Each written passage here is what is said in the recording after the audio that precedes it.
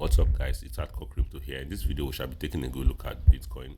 As you can see, I thought that the video was already playing before I started talking, so I have to start afresh. So, without wasting much of your time right here, we could see it right here that from the monthly time frame, this trend line has been broken.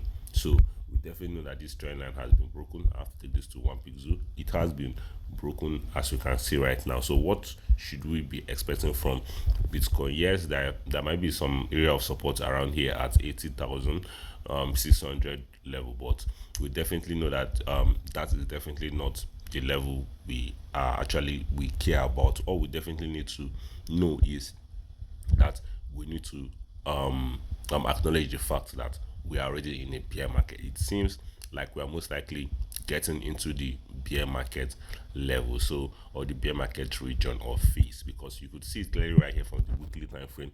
Something has not happened ever since 2022. You could see this green ribbon, this green line right here.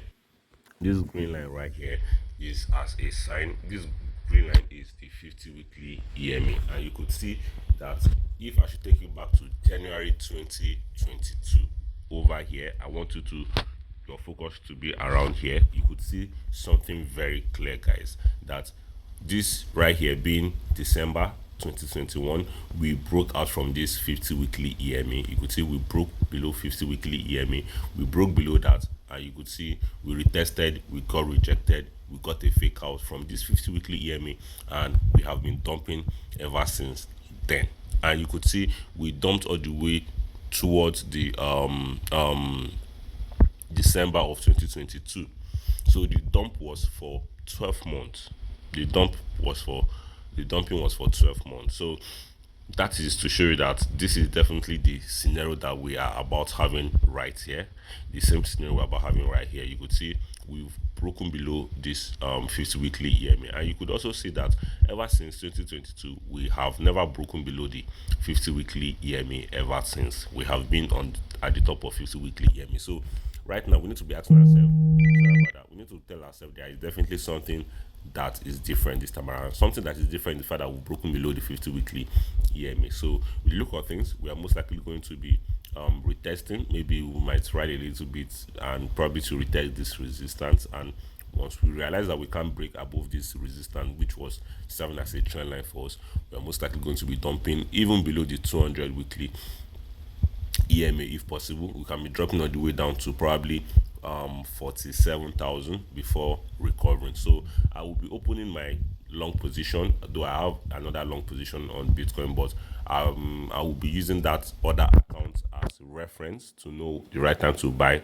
on the other account. So this is definitely what we need to have in mind right now about where Bitcoin is currently at, and how we can navigate in this bear market this year in order for us to maximize profit. So I will be showing you guys that without wasting much of your time. So from the other chart right here, we could see it clearly that we are already bearish. Yesterday I was like, okay, we're most likely going to retest this level at 85,800, but you could see we have even gone lower than that.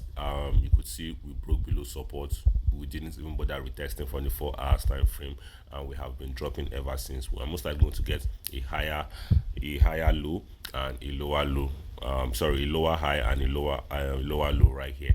So our next area of support is most likely going to be 79,500 levels. So we should definitely have this at the back of our minds, guys. We should definitely have this at the back of our minds. From the other chart right here, we could see it clearly that Bitcoin has finally dropped. So I don't think this chart will be relevant anymore.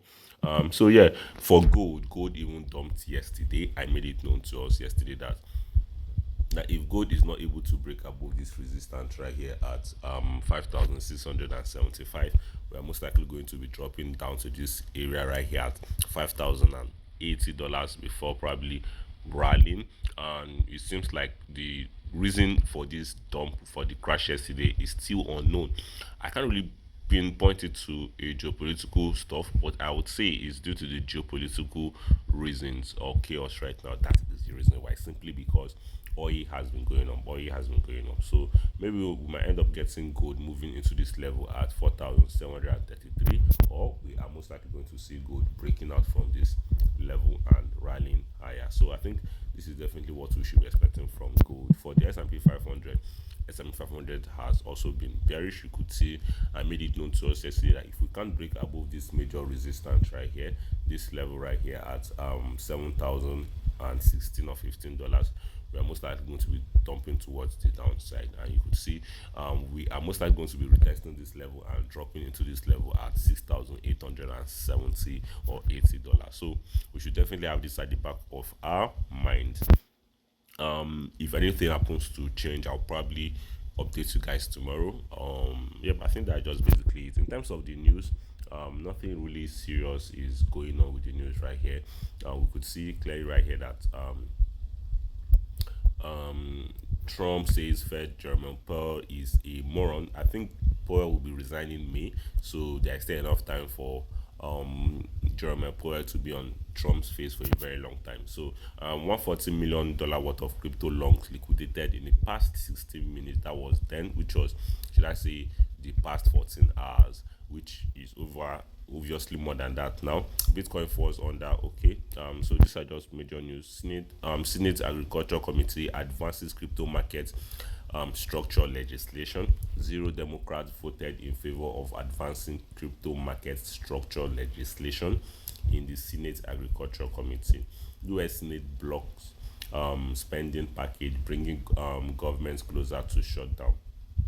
President Trump to announce new Fed chair to replace Jerome Powell. Though that is kind of bullish, but we definitely know that the Fed chair is never the one that is deciding how the interest rates will be reduced, but rather the people, the 12, there are 12 people, 12 boards that are actually making those decisions. So I think that is just definitely what we need to know right now. I will definitely be here to keep you guys updated more. Thank you guys for watching. If you do enjoy this video, subscribe, turn on post notification, smash that like button, and share this video with your friends, guys. Peace out.